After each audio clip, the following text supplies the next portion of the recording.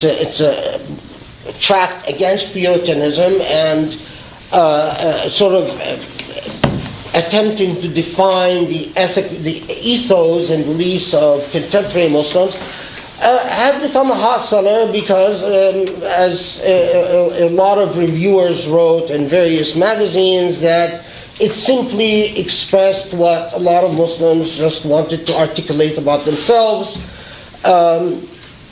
and that it was a satisfying deconstruction of Puritan thought. But beyond the great theft, I mean, the great theft was in itself didn't create, it's just an example, but the works of people like Fahmi Huwaidi or people like Khaled Abou El Fadl or the works of people like, what's his name, the Rifat fellow, whose ideas are quite, they were getting tracked, and they're very non-puritanical, and they hearkened back to the ideas that raised by Khairuddin al-Tunisi at the wake of colonialism, or Muhammad Abdu, or Naini in Iran, which hearkened back to the thinkers that George Maqdisi appropriately described as Islamic humanism.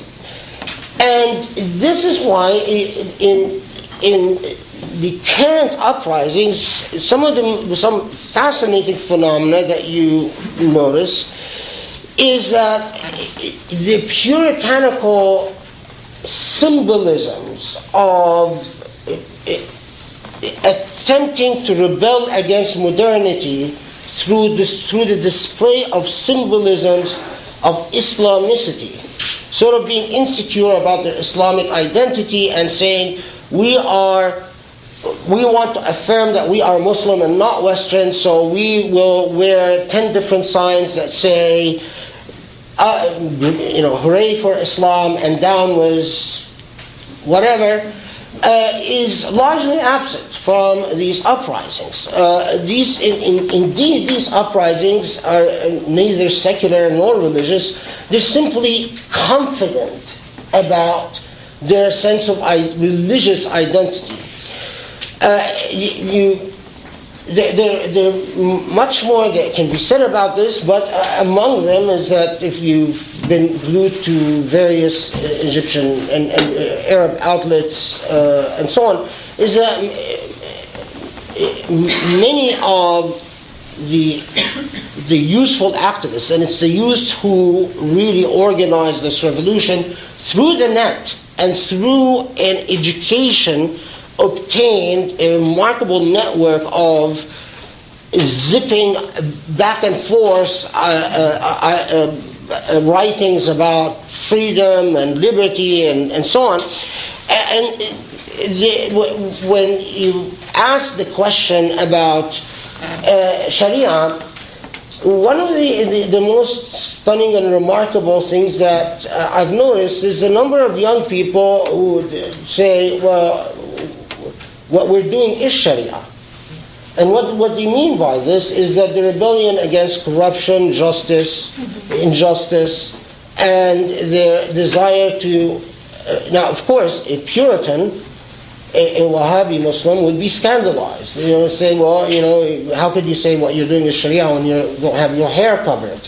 But that's the whole point, is that a living, evolving, dynamic, often dialectical tradition, which at no point had been static, in the sense that at no point did it solidify a definition of itself. And that's the nature of human beings and the nature of everything invented by human beings. And the story goes on. Okay, leave the floor to you.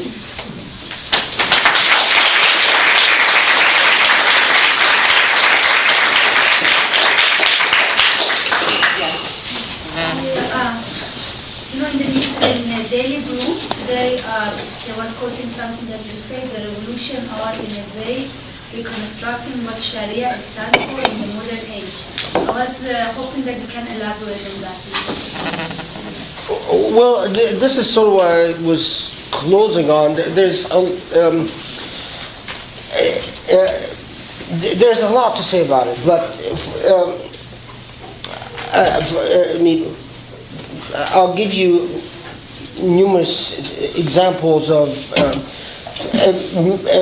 in the uprisings. You see quite a few, both in the Tunisian and the Egyptian example, quite a few Azhari sheikhs. But interestingly, the Azhari sheikhs, unlike a demonstration that would have taken place in the 70s or 80s, are not treated like the leaders of the demonstration, and everyone is sort of the humble follower. Quite often, even the way people are marching, they step in front of the sheikh, or pulling the sheikh one way or the other. I've been in several phone call conversations with people in Dar al-Ifta and at Al-Azhar as well, and it is quite notable that when both Dar al-Ifta and Al-Azhar ask the sheikhs, alerted the demonstrators, the young demonstrators, of who among their ranks is sort of closed-minded, puritanical type, because they did not want one of these guys to go up there in demonstration and make an issue as to whether a woman should be there or not. And in conversations, this idea of, well, you know, didn't Ibn Qayyim was a Muslim jurist that lived in the 13th century.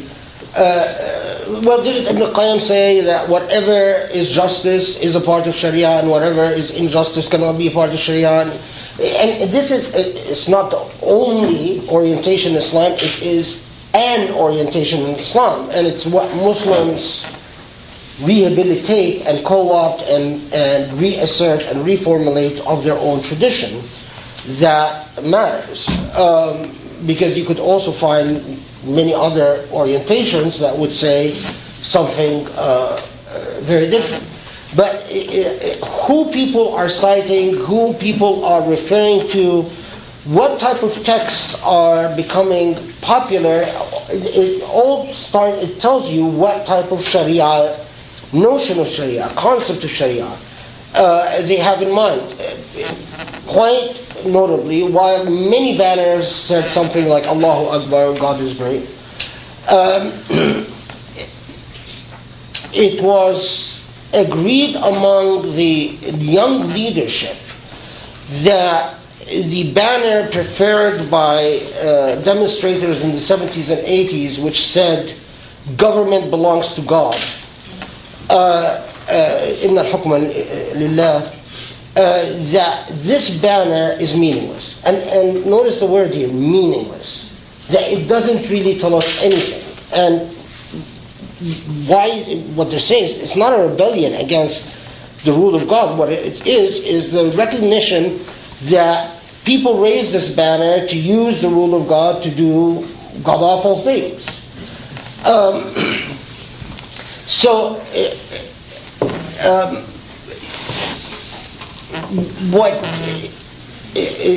What is also striking is the amount of disinterest in discussing or talking about or fantasizing about or dreaming about the more medieval and pedantic aspects of a legal system as old as Islamic law. So, for instance, I remember in the 80s, the Syrian revolt by the Muslim Brotherhood and various Muslim movements in Egypt, including the Jama'at in Egypt, they would often sit there and have discussions about, well, when we succeed, what is the position? Are we going to allow women to do this or that?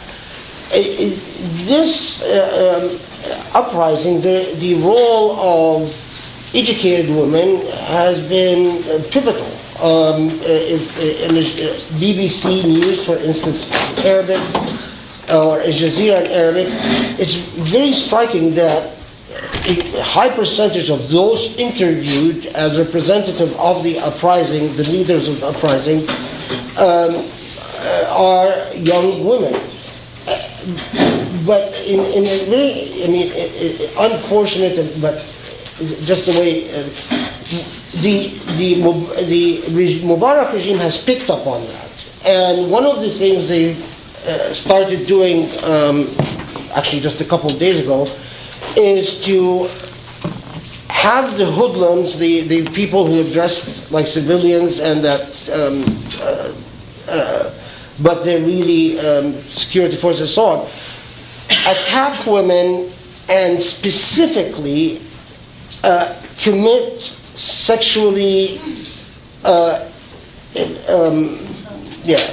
rip clothes, touch them in places and so on, quite intentionally wanting the women factor to disappear from the demonstrations. And this was, by the way, done also in the past elections, where now no one can claim that Mubarak or his regime is doing this out of a sense of Islamic anything. The truth is Mubarak, I think, loves his expensive scotch more than anything else.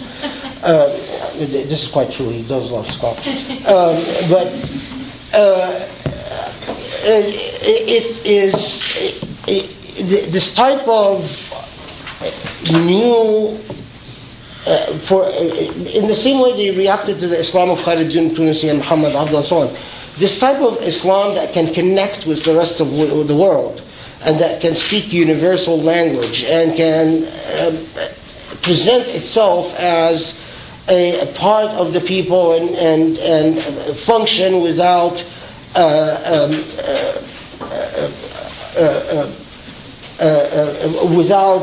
divisions between Christian and Muslim or whatnot, is an Islam that is much harder for them to deal with and much more complicated. It's much harder to portray your opponent as the bad guy when they don't look weird and walk weird and say weird things, and they look just like any other human being.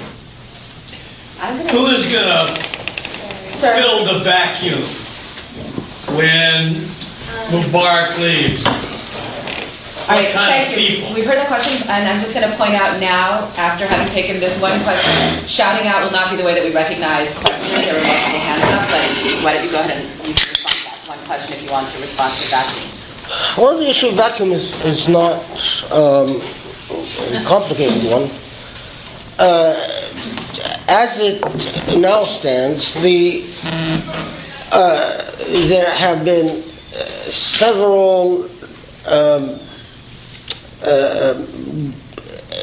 very prominent public figures like Khaled Abou El Fadl, like Zuhair, the Caltech professor, who is rather a very popular figure in Egypt.